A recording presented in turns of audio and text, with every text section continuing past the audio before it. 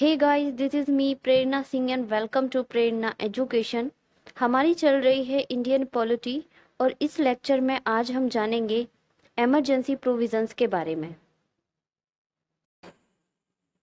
हमारे संविधान के भाग 18 में दिए गए हैं इमरजेंसी प्रोविज़न, आपातकालीन प्रावधान। ये जो इमरजेंसी प्रोविज़न है ये आते हैं आर्टिकल 352 से 360 के बीच में। इमरजेंसी प्रोविजंस को हमने लिया था जर्मनी से, जो कि हमारे संविधान में भाग 18 के अंतर्गत रखे गए हैं। जब भी इमरजेंसी की कंडीशन बनती है तो इमरजेंसी की कंडीशन में जो भी स्टेट की पावर होती है वो पूरी पावर आ जाती है सेंट्रल गवर्नमेंट के हाथ में।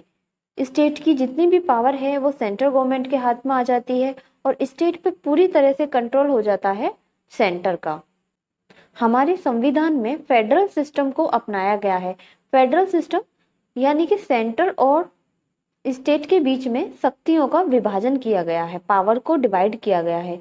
लेकिन जब भी इमरजेंसी की कंडीशन बनेगी वो फेडरल सिस्टम चेंज हो जाएगा यूनिटरी सिस्टम में, जिसके लिए कोई भी अमेंडमेंट करने की जरूरत नहीं होगी। ये हमारी कॉन्स्टिट्यूशन का नेचर है, ये हमारे संविधान का नेचर है कि जब भी इमरजेंसी की कंडीशन होगी federal system, federal structure change हो जाएगा यूनाइटेड स्ट्रक्चर में, यानी कि पूरी पावर अब किसके हाथ में आ जाएगी? सेंट्रल गवर्नमेंट के हाथ में। हमारे संविधान में 3 तरह की इमरजेंसी को रखा गया है। फर्स्ट है नेशनल इमरजेंसी। नेशनल इमरजेंसी आती है आर्टिकल 352 के अंडर। नेशनल इमरजेंसी कब कब लगती है? जब वार की कंडीशन बनी हो, युद्ध की स्थिति बनी हो या किसी तरह से बाह्य आक्रमण की स्थिति हो, एक्सटर्नल अग्रेशन, आर्म्ड रिबेलियन। तो इन सब कंडीशन में आर्टिकल 352 के अंडर लगती है नेशनल इमरजेंसी। सेकेंड इमरजेंसी जो कि आती है आर्टिकल 356 के अंडर। अंडर द आर्टिकल 356 ये इमरजेंसी तब लगाई जाती है किसी भी स्टेट में जब वो कॉन्स्टिट्यूशन के अकॉर्डिंग वर्क ना कर रहा हो, उस स्टेट में कॉन्स्टिट्यूशनल मशीनरी फेल हो गई हो, तब इस इमरजेंसी को अंडर द आर्टिकल 356 लागू किया जाता है। इसको बोला जाता है प्रेसिडेंशियल रूल या फिर स्टेट इमरजेंसी और कॉन्स्टिट्यूशनल इमरजेंसी। हमारे संविधान में इसके लिए इमरजेंसी वर्ड यूज नहीं हुआ है। इसको बोलते हैं प्रेसिडेंशियल रूल लागू हो जाना या फिर स्टेट इमरजेंसी, कॉन्स्टिट्यूशनल इमरजेंसी। ये तभी लगता है जब कोई भी राज्य संविधान के अकॉर्डिंग काम ना कर रहा हो, वहां पर संवैधानिक जो हमारा संवैधानिक ढांचा है वो फेल हो गया हो, तब कॉन्स्टिट्यूशनल मशीनरी के फेल हो जाने पर स्टेट इमरजेंसी लगाई जाती है अंडर द आर्टिकल 356। थर्ड है फाइनेंशियल इमरजेंसी। फाइनेंशियल इमरजेंसी जो कि आर्टिकल 360 के अंडर आती है।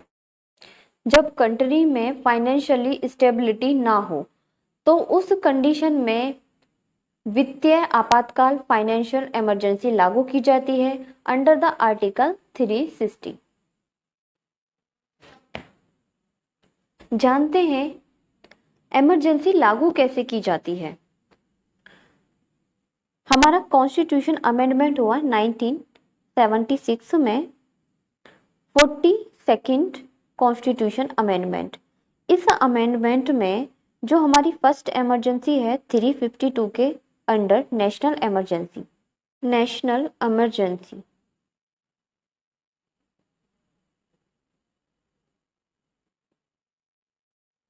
नेशनल इमरजेंसी आर्टिकल राष्ट्रीय आपातकाल जो कि आर्टिकल 352 के अंडर लगता है जब युद्ध की कंडीशन बनी हो या फिर किसी तरह से सशस्त्र विद्रोह हो गया हो या बाह्य आक्रमण की स्थिति में नेशनल इमरजेंसी लागू की जाती है। तो 42nd अमेंडमेंट में राष्ट्रपति को ये पावर दी गई कि वो पूरी कंट्री पर भी इमरजेंसी लागू कर सकते हैं या किसी स्टेट पर या किसी एरिया पर भी, पर्टिकुलर एरिया पर भी नेशनल इमरजेंसी लागू की जा सकती है। और चेंज हुआ 1976 अमेंडमेंट में। फोर्थ कॉन्स्टिट्यूशन अमेंडमेंट हुआ था 1978 में। इस अमेंडमेंट में सशस्त्र विद्रोह वर्ड को रखा गया आंतरिक गड़बड़ी के स्थान पर। इमरजेंसी लागू कैसे होती है? इमरजेंसी लागू की जाती है प्रेसिडेंट के द्वारा। इमरजेंसी को लागू करते हैं प्रेसिडेंट, और ये खुद से इमरजेंसी लागू नहीं कर सकते। इसके लिए प्रेसिडेंट से सिफारिश करेगी काउंसिल ऑफ मिनिस्टर।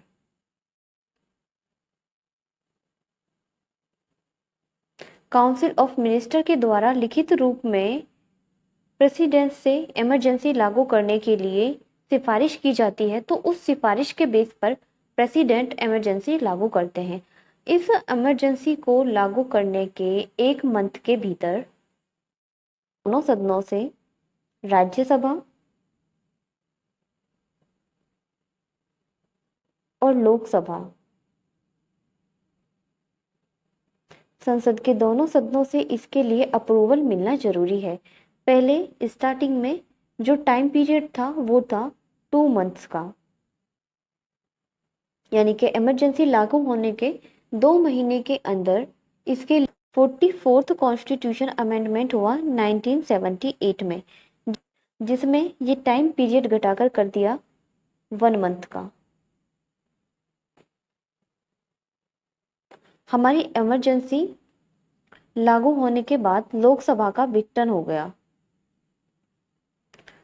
तो जो हमारी इमरजेंसी है वो लोकसभा की जो पहली बैठक होगी उसके 30 दिन तक, पहली बैठक से 30 दिन तक इमरजेंसी लागू रहेगी, और उसे इस टाइम पीरियड तक लागू रहने के लिए राज्यसभा का अप्रूवल मिलना जरूरी है। हम इमरजेंसी को एक बार में 6 महीने तक ही बढ़ा सकते हैं, और इसी तरह इमरजेंसी को हम कितने भी टाइम पीरियड के लिए लगा सकते हैं, लेकिन उसके लिए संसद के दोनों सदनों से हर 6 महीने में अप्रूवल मिलना जरूरी है। खत्म कैसे की जा सकती है? जिस तरह से इमरजेंसी प्रेसिडेंट के द्वारा लागू की जाती है, वैसे ही इमरजेंसी को खत्म करने की पावर भी प्रेसिडेंट के पास है। लेकिन दोनों में डिफरेंस क्या होता है? जब इमरजेंसी को लागू किया जाता है तो वो संसद के दोनों सदनों से स्पेशल मेजॉरिटी से पास होनी चाहिए, विशेष बहुमत से पास होनी चाहिए।